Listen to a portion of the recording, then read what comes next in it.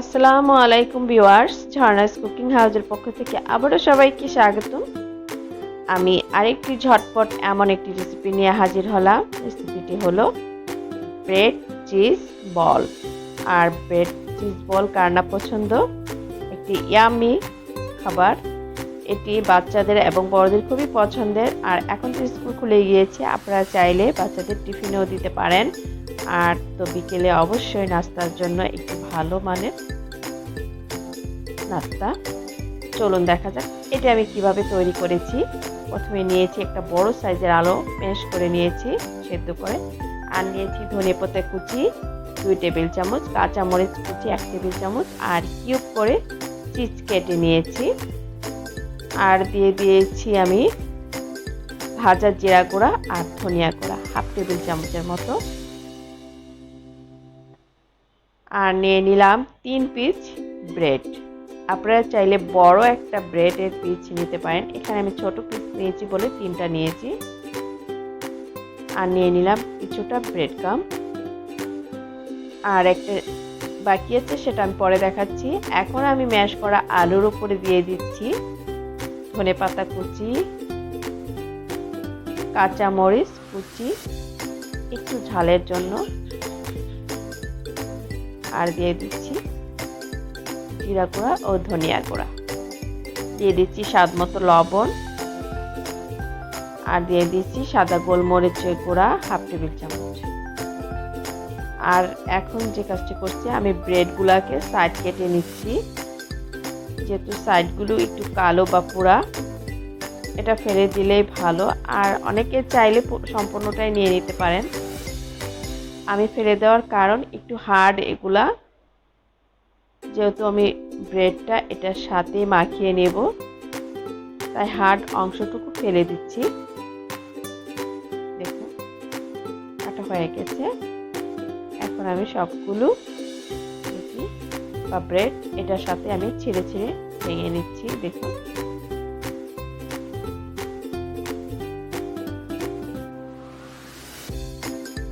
আমি 3টাই নিয়ে নেব, যেহেতু আমার ব্রেডের পিসগুলো একেবারে ছোট সাইজ। এর চেয়ে বড় ব্রেড ছিল না আমার ঘরে, আমি এটাই দিয়ে বানিয়ে নিলাম। দেখুন এখন আমি হাত দিয়ে সবগুলো একসাথে মাখিয়ে নিচ্ছি। এটা বিকেলে ঝটপট একটা নাস্তা আপনারা তৈরি করে নিতে পারেন, যদি ঘরে আপনার সব কিছু থাকে। আমাদের প্রায় সব কিছু সবার ঘরে, এটা যেটা দিয়ে তৈরি করছি প্রায় জিনিসটাই ঘরে থাকে। বিকেলে আপনি ঝটপট এইভাবে একটা নাস্তা তৈরি করে নিতে পারেন। আমার মাখানো হয়ে গেছে।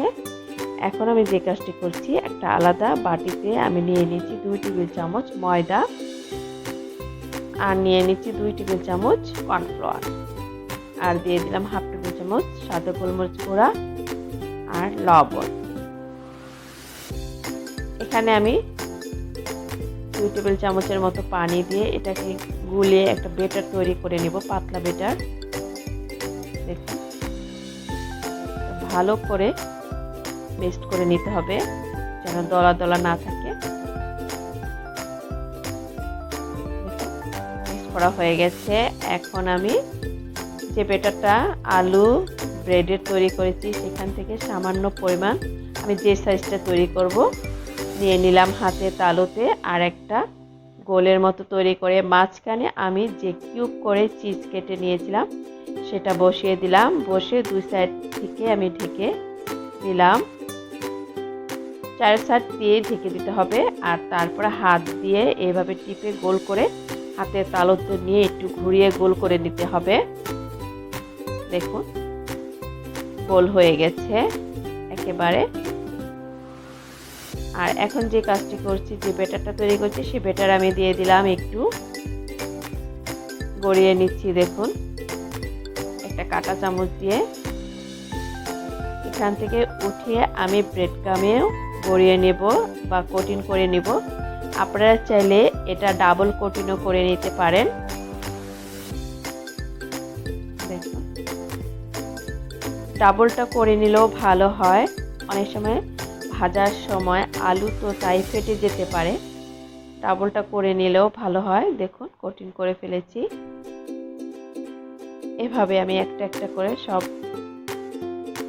বানিয়ে নেব। আরেকটা আমি দেখিয়ে দিচ্ছি। আমি দেখুন সাইজ মতো নিয়ে নিলাম আলু এবং ব্রেডের ব্যাটার, যে সাইজটা তৈরি করব। আর একটু গোল করে মাঝখানে দিয়ে দিলাম একটা কিউব করে রাখা চিজ।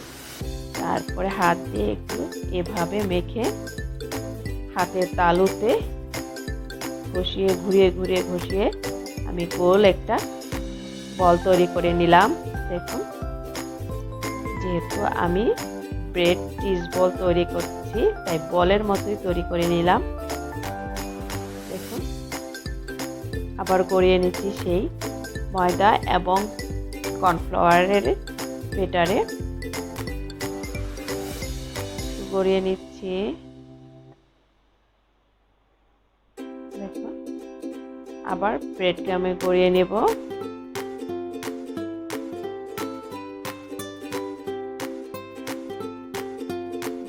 সুন্দর করে একটু এভাবে কোটিং করে নিলে এটা খুব ভালোভাবে ভাজা হবে এবং ভেঙে যাবে না। অনেক সময় চুলায় দেওয়ার সাথে সাথে ফেটে যেতে পারে বা ছুটে যেতে পারে, এতে ভয় পাওয়ার কিছু নেই। তাহলে আপনারা ডাবল কোটিং করে নিতে পারেন। দেখতে দেখতে আমার বানানো হয়ে গেছে। আর এদিক দিয়ে আমি চুলায় একটি প্যান বসিয়ে এতে তেল দিয়ে দিয়েছি গরম হওয়ার জন্য। আর তেলটা আমি অতিরিক্ত গরম করব না, সামান্য গরম অবস্থাতেই আমি এই চিজ বলগুলো দিয়ে দেব। আর বেশি করে দেব না, অল্প করেই দিয়ে ভেজে নেব। আমি 5টা দিয়েছি। দেখুন, চুলার আঁচটা মিডিয়াম রেখে আমি ভেজে নিচ্ছি এগুলো। ভিউয়ার্স, এটি খুব আলতোভাবে বা আস্তে আস্তে উল্টাতে হবে। দেখুন, অনেক সময় ছুটেও যেতে পারে, তাই একটা পিঠ একটু ভালোভাবে শক্ত হয়ে আসলে আরেকটা পিঠ উল্টিয়ে নেবেন। দেখুন, সুন্দর একটা কালারও চলে আসছে। আমি এরকম ঝাঁঝরির মতো একটা চামচ দিয়ে তুলে নেব তেলটা ঝরিয়ে। আমি একটা কিচেন টিস্যু দিয়ে দিলাম প্লেটের উপরে, এর উপরে আমি তুলে নিলাম। ভিউয়ার্স, দেখতে দেখতে আমার হয়ে গেল ব্রেড চিজ বল। আপনারা অবশ্যই এটা ট্রাই করবেন। আর দেখুন কতটা মোচমোচে হয়েছে আর কতটা ভিতরে ইয়ামি ফ্লপি লাগছে। দেখুন চিজটা কত সুন্দর লাগছে, খেতে তো অবশ্যই ভালো লাগবে। দেখুন